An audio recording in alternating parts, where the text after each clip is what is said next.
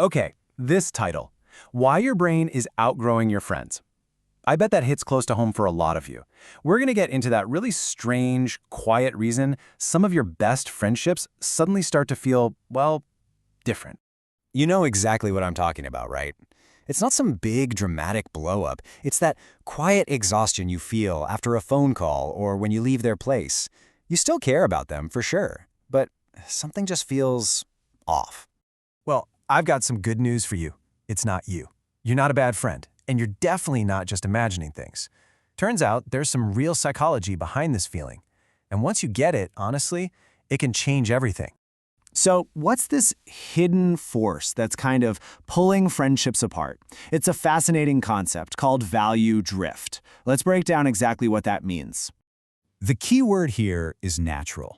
Value drift isn't something you choose to do. It's this slow, super subtle shift that just happens as we go through life. Think about it like two ships leaving a harbor at the same time. At first, they're right next to each other, sailing along. But over time, with tiny changes in course, they just imperceptibly drift apart. And you know, it always starts like this, right? Years ago, your friendship was probably these two overlapping circles. A huge overlap. You cared about the same stuff, laughed at the same dumb jokes, wanted the same things. The connection was just easy. It was effortless. And then, well, life happens. For you, maybe it's a new career that completely changes how you see the world. For your friend, maybe it's starting a family, or getting really into a new hobby or belief system. And look, none of these are bad things. They're just different paths, and they start pulling you both in totally new directions. And pretty soon, this is the result. You end up here. The overlap is gone. What used to be this solid, shared foundation is now just a gap. And those conversations that used to light you up, now they feel like work, because you're constantly trying to build a bridge across that gap. That effort, that's what's so draining. And this is so important to get. This isn't a fight, it's a fade. A conflict is a big event, it makes you angry, but a drift, that's a slow fade caused by that value mismatch. And the feeling isn't anger, it's just this deep exhaustion. Okay, so that's value drift. But that's not the whole story. There's a second major factor at play here, and something tells me this one is going to feel very familiar to a lot of you.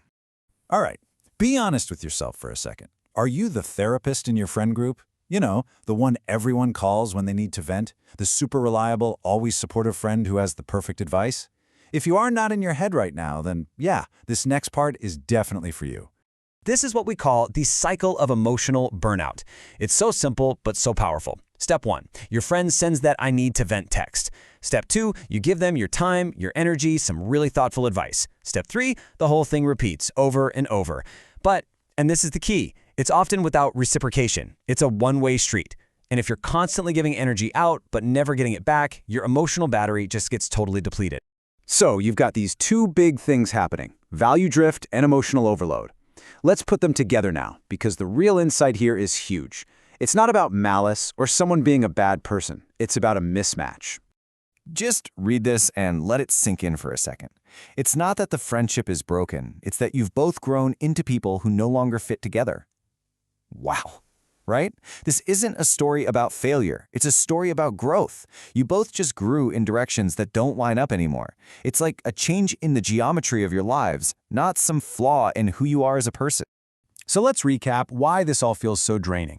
First, your brain is literally signaling a value mismatch. It knows something's off. Second, you could be dealing with that emotional labor overload we talked about.